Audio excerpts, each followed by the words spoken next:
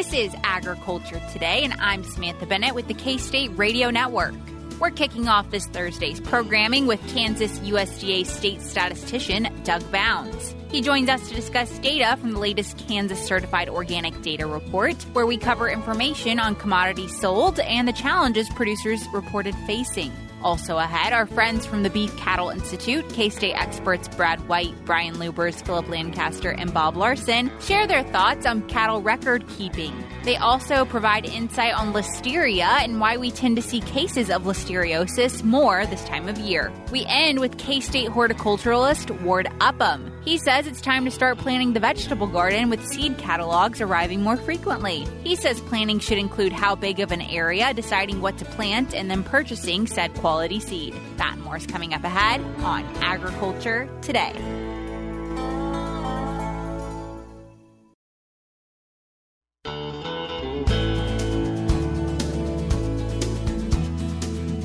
This is Agriculture Today. We are joined now by a special guest from our friends at the USDA. His name is Doug Bounds, and he is the USDA Kansas State Statistician. And today we're going to be covering some data from a recently released Certified Organic Kansas report. So first and foremost, Doug, thanks for joining us today. Well, thank you, Samantha. I'm happy to be here. Absolutely. So this is your first interview with Ag Today. So yes, it is. First and foremost, when we talk about Certified Organic in Kansas, I feel like we should start with the definition of what Certified Organic is, probably. Yeah, I think that's a great place to start. The USDA has a national organic program, and there's a National Organic Standards Board that determined a national standard, and they define that organic food must be produced without the use of any conventional pesticides, petroleum-based fertilizers, sewage sludge-based fertilizers, herbicides, genetic engineering, antibiotics, growth hormones, or irradiation. For the animals that are raised certified organic, they must be raised on an organic operation that must meet certain animal health and welfare standards. They may not be fed antibiotics or growth hormones. They must be fed 100% organic feed, and they must be provided access to the outdoors. Good to know. And I know that's a confusion for some. When they hear certified organic, they think no pesticides at all. But there are some, obviously. They're just not those conventional ones we normally think Correct. about. I think some plant-based things are allowed. Yeah. Well, now that we've got that definition out of the way, I figured we could talk about the history of this data. I feel like certified organic is something that's become more popular in the most recent years, the past decade or so. So when did you guys at the USDA start collecting this information? Well, we started publishing a report on the certified organics in 2008. We've done 7 of those now, the most current being the 2021 organics publication that came out in December of last year. And we're going to talk through that data today. So now that we kind of have an idea of what this might encompass, let's get into some of the facts. So the growth of organic farms in Kansas, I think, is the first stat that came to mind when I was looking through this report myself. So what sort of growth did we see in the organic realm in Kansas in 2021? So from 2019 to 2021, we saw a net increase of organic farms in Kansas of 17%. So we went from 110 to 129 farms. Well, I think we were talking beforehand and we said, organic probably isn't the number one thing that comes to mind when you think of Kansas agriculture, but this is something that's slowly starting to grow over time. And that number indicates that. Absolutely, it does, yes. So another number that I thought was interesting, it kind of contrasted the one we just talked about where there was growth of organic farms. This one was a decrease in outputs. So what's kind of the difference there in those numbers? Okay, so that is something that sticks out a little bit, and I had to dig through the data to really know what was going on. In 2019, the value of certified organic products sold from the state of Kansas was $69 million. Fast forward to 2021, and that decreased 4% to $66.1 million. So looking through the data, we see that the organic cropland in the state, that dropped 15% from 2019 to 2021. We don't know exactly why that drop occurred. It could be because commodity prices in 2020 and 2021, due to COVID and other issues going on at the time, producers could have moved some acres out of organic production into conventional production. There could have been other things. It's hard for me to speculate exactly because we don't ask why. Sure. But off the top of my head, I would say that could have been a contributing factor. Taking a more wide lens approach, I guess now, kind of talking about the value of sales from organic farms in the United States, what did the data really show there? So there's a little bit different story nationally. If we back up and talk about the number of organic farms across the country, that increased 5%. From that increase in farms, then we see an increase of the value of organic products sold, and that increased 13%. Okay, so then the middle piece there is the certified organic acres operated. that decreased 11%. So we wonder, if you have a decrease in acres, how do you have an increase in the value of products sold? Well, you break into the pieces and you look across it. The cropland acres nationally increased 3%. So that's what contributed to the increase in the value of certified organic products sold. The decrease in total certified organic acres was due to organic pasture land, a decline across the country of 36%. But as we all know, that pasture land acres don't contribute as much on a per acre value as the cropland acres do. Sure. So some different values there assigned to some of that different acreage. That makes sense for sure. And I think sometimes when we hear organic, we think of challenges that come with that, because there are some barriers, like we said in that definition, that kind of limit what can be done or what can't be done with that acreage or that area of production. So what were some production challenges specifically for Kansas that you can think of when it comes to organic certified farming? Yeah. So we asked the farmers and ranchers that are part of this survey what production challenges they faced. And 46% of them in the state of Kansas told us that they faced some sort of regulatory problem during the 2021 year. 32% told us that they faced some sort of price issue. 40% faced some sort of production problem. 28% dealt with some sort of market access challenge. 35% faced management issues within their operation. And 29% told us that they experienced some other type of production challenge that wasn't listed above. Sure. So some of that management, maybe the labor issues we're currently facing, maybe that came into play there a little bit? Absolutely. I would guess in 2021, labor was probably a big issue for a lot of operations. So moving on, you think of Kansas markets, certified organic markets, and it's a small area like we talked about. But in terms of what we saw that really thrived in this data, from this data set, what commodities were really performing well? Well, I guess the largest value of sales in Kansas from certified organic crops would have been the field crops, the wheat, corn, soybeans. So those are the highest valued in the state, wheat being the number one.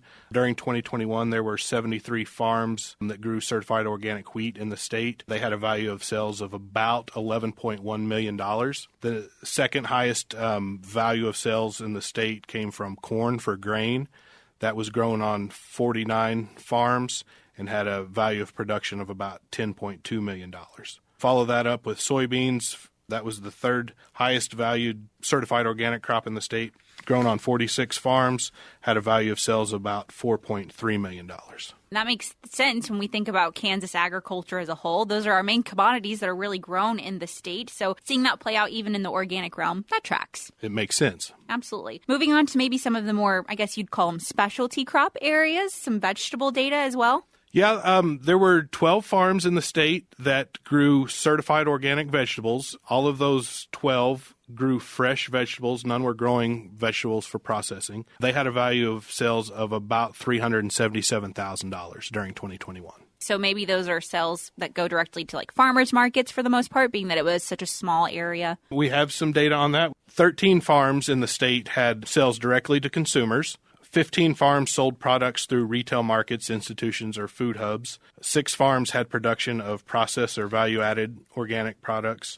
And then 5 farms marketed through a community-supported agriculture share, or CSA as we would know it. Wonderful. Well, good information there for sure. And another one I didn't even think of before you came in today to kind of talk about was floriculture. So maybe some of those, floral groups, flower growers that are out there, they're going maybe the organic route as well. There is a little bit of organic floriculture production in the state. 4 farms had certified organic floriculture and bedding crops and had a value of sales of about $353,000 in 2021. Well, when you think of just 4 farms, it's a pretty good output in terms of numbers there. So that's good data to understand as well. Wonderful. Well, before you leave, Doug, we wanted to take a moment to kind of talk about the USDA census. It is a census year for survey collection. This happens, of course, every 5 years. Producers are used to that. But that deadline is quickly approaching. That is correct. February 6th is the date that we ask all producers across the country, Kansas specifically, to return their 2022 Census of Agriculture form, whether it's on paper or online. Those that have not returned it by that date, we will begin calling them or maybe showing up and visiting them face-to-face to try to collect that data. The Census of Agriculture is required by federal law, so anybody that receives one of those is obligated to complete that and return it. Sometimes I think, we're like, oh, another census year, yada, yada. But this data is important, right? What all does it supply us with? Absolutely. We have data for virtually everything agricultural related at the county level. We have thousands of data points for every county. It covers crops, livestock, economic data, demographics of those that are operating our farms and ranches. That's how we know the average ages of the farmer. That's how we get information on new and beginning farmers and veteran farmers so that legislators can create programs that will benefit those new and beginning and veteran farmers to ensure that we have farmers in place when those that are nearing the end of their farming career step away from the farm.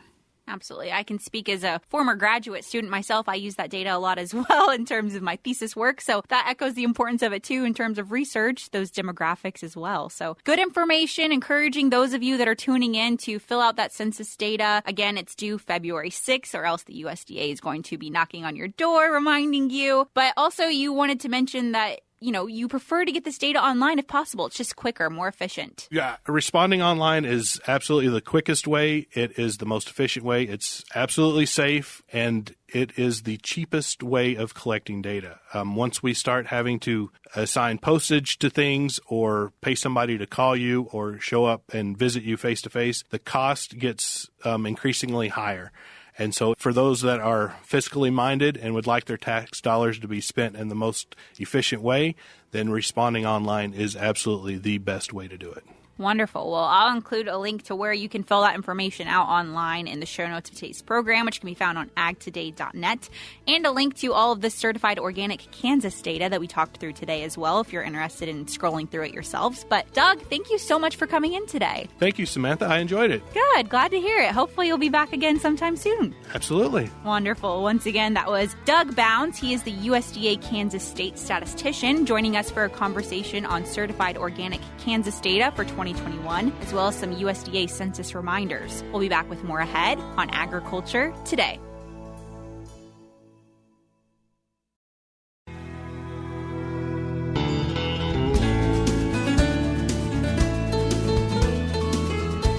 This is Agriculture Today. We're continuing today's program with an excerpt from one of BCI's latest Cattle Chat podcasts. In this episode, experts Brad White, Phillip Lancaster, Brian Lubbers, and Bob Larson chat about record keeping and why listeria cases seem to be more prevalent this time of year.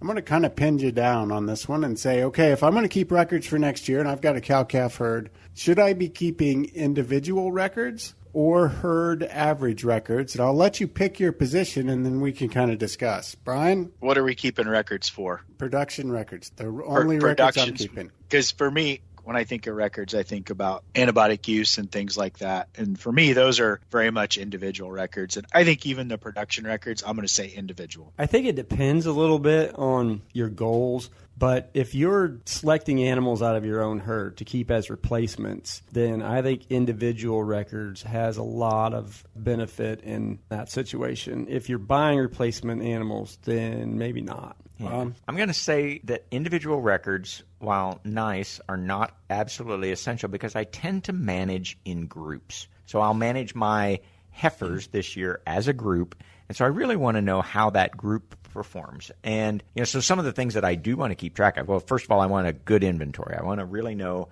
how many cows I have, and I like to know some individual animal information that then I put into groups. Like I like to know, well, what's my age distribution? How many old cows do I have? How many first calving, second calving cows? But again, I can kind of keep track of that as a group. I need to know that there's 20 first calf heifers, and I need, that there's 15 second pregnancy cows. And so because I make decisions as groups, I'm evaluating my management as a group, and I'm managing the cattle as a group. That's the most important thing to me. That being said, a lot of times it's just as easy to keep track of individual records and then kind of put them into a group. But it's really the group that I'm managing, not individuals very much. And Brian's comment is the exception to the rule, right? Yep. Antibiotic treatments would be, or any treatments would be the exception, that you're going to have to write that down on the individual. Yeah, and yes, I totally agree with that. And then, but even on health, two areas where I really do like having some records to look at is looking at my pregnancy, my breed up, and also some health issues. But what I want to know is who isn't pregnant. And by who, I don't mean individuals. I mean, which age group of cows is my predominant number of open cows in? So I want to know which cows ended up not pregnant, and some description of that group, not the individuals, but the group. Same thing with health. Calves that get sick. What's common about those calves? Are they mostly calves from my heifers? Are they mostly calves from a certain pasture? Are they mostly calves born in the third week of the calving season? So I'm always interested in groups. And sometimes if we just look at the individuals, we'll miss the picture that the group is trying to tell us that, wow, these individual calves are mostly calves that were born in the third or fourth week of calving season. Well, that's really important to know. And as usual, you're a step ahead of me because my next question was going to be, what are the main records you're interested in getting and why? And you talked about who's not pregnant. And then if they're getting sick, what do they have in common for some of those calves? So Brian and Phillip, I'll turn to you guys with the same question of what do you really want to know? Because let's face it, I could keep a lot of records, but I run out of both time and attention. So I only want to keep track of things that are important. What would be one or two things you would think would be important that you'd want to keep? And you can echo what Bob said or go a different direction. Sorry, I'm still stuck that Mr. Every Cow has to bring me a calf only wants group records. You're not supposed to listen to the previous podcasts, Brian. You're just supposed to go with what he says today. Okay. I'll take the health aspect. And I think what you said is right. What you keep in the records is a little bit tailored to what you want to know. And so I don't know that production records and health records have the exact same pieces of data that I want to collect. But I'll say for health, I want to know which animal, what they were treated with. I want to know the date of that treatment. I want to know what the disease I'm treating or the diagnosis was. And that's probably a good minimum because, and I'm thinking backwards, Brad. So I think, well, things that are important to me are the withdraw time. So for a food safety perspective, if I know when they were treated and I know what they were treated with, I can work backwards and figure that out. If I know what disease they were treated for and what drug they were treated with, then I can determine my treatment response rate. So if somebody comes to me and says, well, this drug isn't working as well as it used to, oftentimes that's kind of a off the cuff or gut feeling. I want to go back and look at the records and be able to determine, well, is that really right? Or is there something else going on? So those are kind of my minimums. I tend to look at it from kind of a genetic selection standpoint. And in a cow-calf herd, that's why I like individuals. And there's maybe two pieces of information that would be critical. Birth date of the calves and weaning weight of the calves.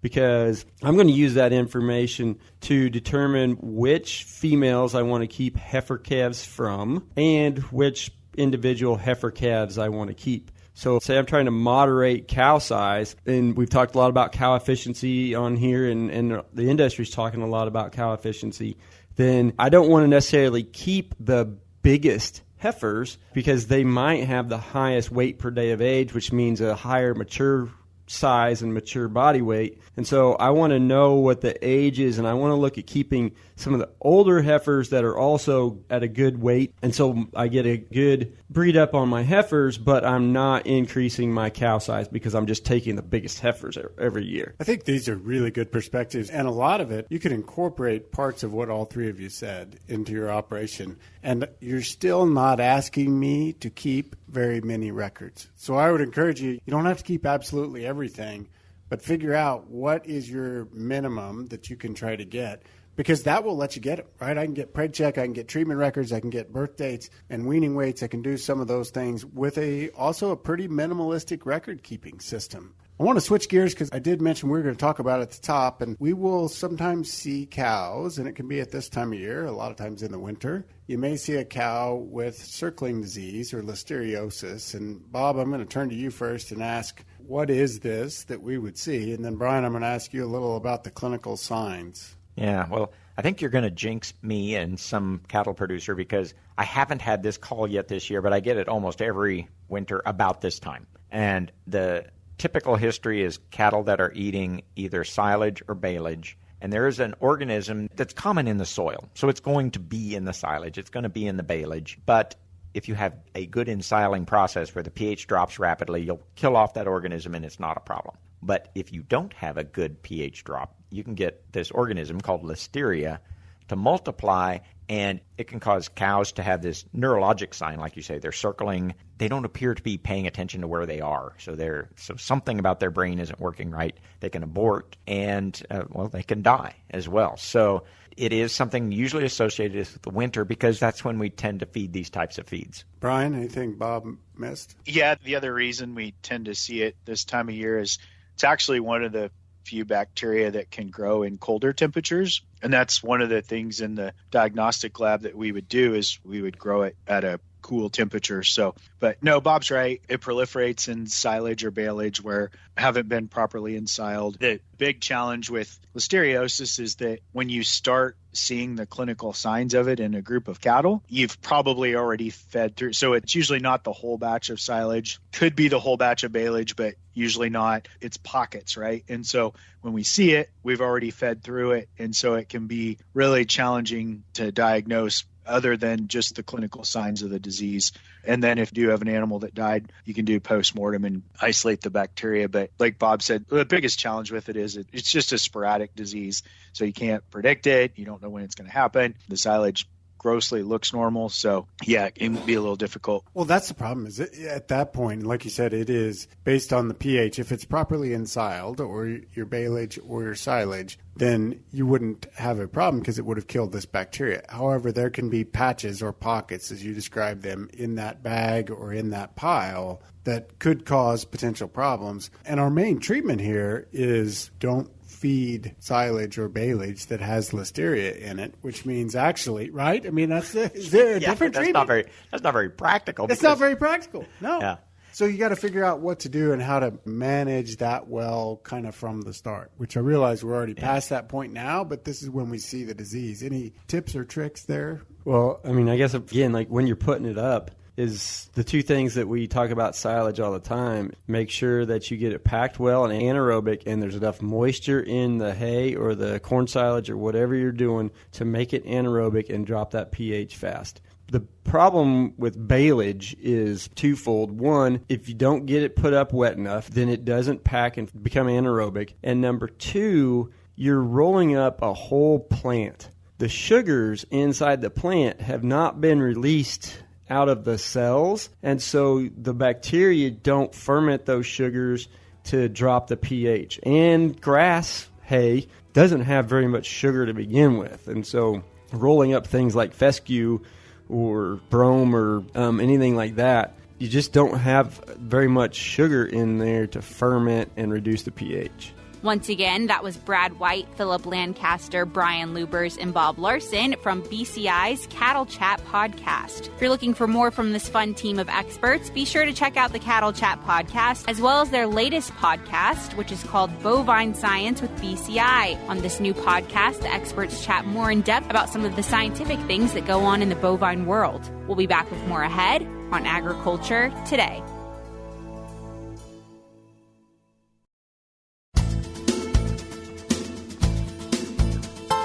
This is Agriculture Today. Along with Samantha Bennett, I'm Jeff Wickman.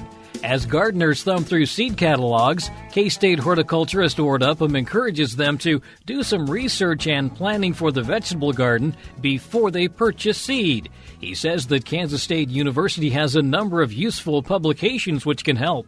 Ward, not a lot we can do except really plan for the next growing season, and that's what we want to focus on today, is just getting ready, and that involves purchasing seed. Yeah, if you're talking about vegetable gardening, that's one of the things you really need to look at. And so January is usually a pretty cold and dreary month, but you're starting to get those garden catalogs. I actually got my first one in November, and so that's a good use of this time, is to plan out what you're going to do for the vegetable garden. So really we need to make sure whether we're going to keep things the same, or are we going to enlarge the garden or make it smaller even? Yeah, so if you haven't done a vegetable garden before, the best advice I can give is to start small. It's easy to get way too much in that you're not ready to take care of when it gets hot and dry during the summer. And so what I would suggest is maybe 100 square feet if you're just getting started. If you've done this before, you know about how much you can handle. But just be realistic on what you can take care of. We also need to know what varieties we want to go with. Yeah, so what to plant. To choose vegetables you're actually going to eat.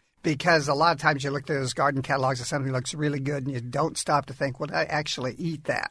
And so choose things you're going to eat and then try to use some recommended varieties. In other words, Kansas is a difficult place to go just about anything. So what you need to do is find varieties that have worked for other people. Now, we do have a publication. It's called the Recommended Vegetable Varieties Pub. And you can find that just by doing a search on Recommended Vegetable Varieties, Kansas State University, and it'll pop right up. That gives you what we suggest. Now, it's also a good idea to talk to neighbors that also garden, and a good idea to talk to garden center personnel because they've been around long enough, they've got a lot of feedback, and they can make some good recommendations as well. So at least start there. And then if you want to try something new, fine. But you're going to have a greater chance of success if you start with something that's already proven itself. I guess we also have to keep in mind just how much area is needed for what we decide we want to grow. That's right. We have another publication. It's called the Vegetable Garden Planting Guide. It's only 4 pages long, and yet it has a tremendous amount of information in those 4 pages. It gives you information on how much to plant per person, and then expected yield per 10 feet of row, the days to first harvest, plants or seeds needed for 10 foot of row, days to germinate, optimum temperature for germination, suggested depth of planting, average spacing within row, average spacing between rows, suggested planting dates, approximate time of harvest, common garden problems with possible causes and corrective measures, and general tips for success. That's an awful lot of information in a very short publication. Now, you can find that one again by doing a search, and do a search on Vegetable Garden Planting Guide, Kansas State University. Also, when it gives you the dates that you are to plant, it's not just for spring gardens, it's also for fall gardens. So it gives that information as well. It gives you an idea. If you want to do 2 gardens with 1 year, you can do that. Are there any concerns over mixing certain garden vegetables? Does everything play nicely together? Usually it does. There has been some research on companion planting. We haven't been able to find anything that really suggests that that actually works. And so you don't have to worry about planting 2 types of plants close together except for space requirements. And that's another thing to keep in mind is some of those plants, when you're choosing them, can take up an awful lot of space. If you're getting started, do not plant pumpkins, just because they're going to take a tremendous amount of space. If you're planting things like cucumbers or muskmelon or things like that, there are varieties that are bush type. In other words, they take up less space than what you would normally expect. And if you want even more detail, we have a very large publication called the Kansas Garden Guide. The Garden Planting Guide is only 4 pages. The Kansas Garden Guide is 80. And so it gives an awful lot more information. Now, you can download a PDF copy for free. If you want to order a copy, you can get hard copy, and it's $14.75. And so you can get a hard copy of that, and that gives you a whole lot more information. It covers individual crops and all the information you need to grow them well. That's K-State horticulturist Ward Upham with information on preparing and planning for the vegetable garden. And that'll do it for this edition of Agriculture Today. For Samantha Bennett, I'm Jeff Wickman. This is the K-State Radio Network.